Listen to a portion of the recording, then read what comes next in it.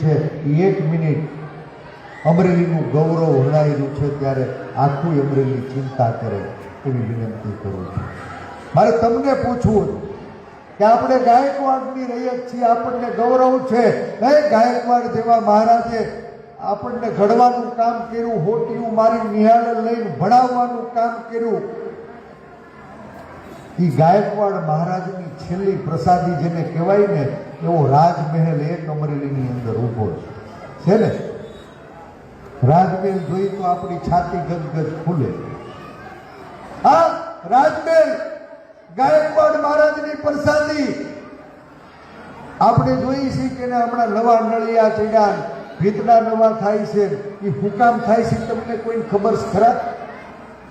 હે, આપણને એમ હતું કે આ રાજમહેલ એ અમરેલીનું ગૌરવ વધારશે.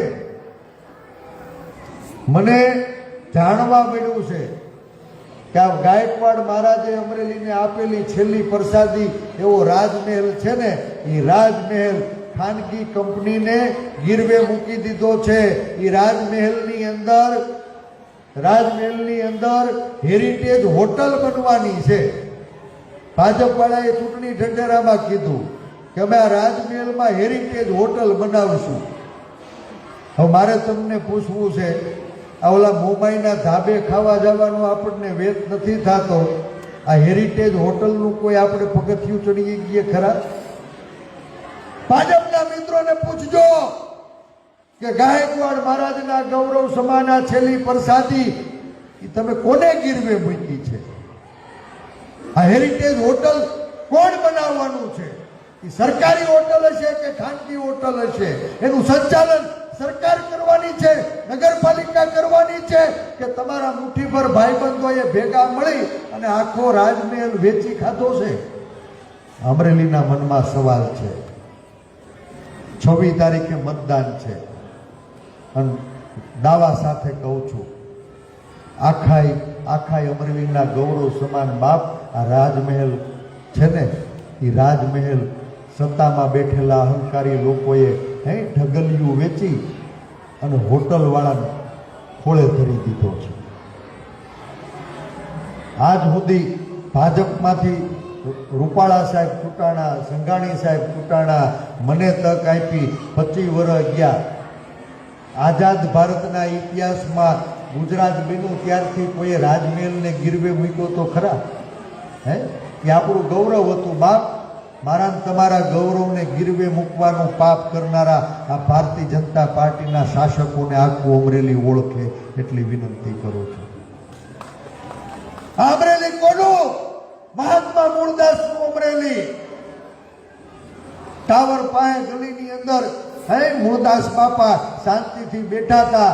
મને ગર્વ થાય કે આ તમારો કાર્યકર્તા છું અને મૂળદાસ બાપાને નોતરું કાઢી મંદિરમાંથી બહાર લાવ્યા.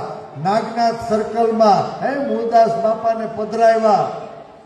હે બાપા, ગામની વચ્ચે બેહો, આખા ગામની ચારેય દશનો તમે ખ્યાલ રાખજો, સૌની સુખ શાંતિ અને સમૃદ્ધિ મળે એવા આશીર્વાદ આપજો. એ મૂળદાસ બાપા એને ગલીમાંથી બહાર લાવ્યા અને આખા અમરેલીનું નાક કહેવાય ને એવા ટાવરની નીચે પધરાવ્યા. શેક નહીં, હે, ટાવરની નીચે મૂળદાસ બાપાને અમે પધરાવ્યા કે બાપા અમરેલી વાળા ઉપર કોકે કહેવત કીધી છે કે અમરેલી વાળો સુખી નહીં થાય. અમારી કઈ ભૂલ થઈ હોય તો માફ કરજો. અમે મૂળદાસ બાપાને ટાવર હેઠે બેહાડ્યા. અમરેલીના નાક સમાન ટાવર ઉપર ચાની કીટલી શરૂ કરવાનું ભાજપ વાળાએ વચન આપ્યું. ચાની તાણ છે, એને ઘરે બેનું ચા નહીં ઉકાળી દેતી હોય? હે બેનું, ભારતીય જનતા પાર્ટીએ એના ચૂંટણી ઢંઢેરામાં કીધું કે અમે અમરેલીના નાક સમાન ટાવરની ઉપર કોફી ડેક ચાલુ કરશું, ચાની કીટલી ચાલુ કરશું. કીધું કે નહીં ભાઈ? તમે સાંભળ્યું કે નહીં? આપણું નાક કાપી નીચે મૂળદાસ બાપા બેઠા છે, માથે ચાની કીટલી. શરમ કરો, શરમ કરો, શરમ કરો.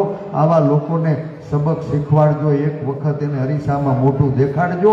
આખું ગામ હાગમટે મળીને મતદાન કરજો, સંગઠિત થઈને મતદાન કરજો, 100% મતદાન કરજો.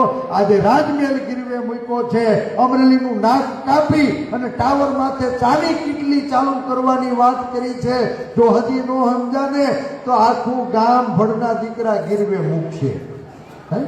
અને રોકજો, અને રોકવા માટે મત નામના શસ્ત્રને ધાર કાઢી 26 તારીખે હાગમટે વોર્ડ નંબર 10માં મતદાન કરજો. 11 વોર્ડની અંદર જ્યાં હાથનું નિશાન દેખાય ને એવા બધાય ઉમેદવારોને જીતાડજો. આટલી જ વિનંતી સાથે આપ સૌએ બોલાવ્યું, સ્વાગત કર્યું, સાંભળો. આપ સૌનું હૃદય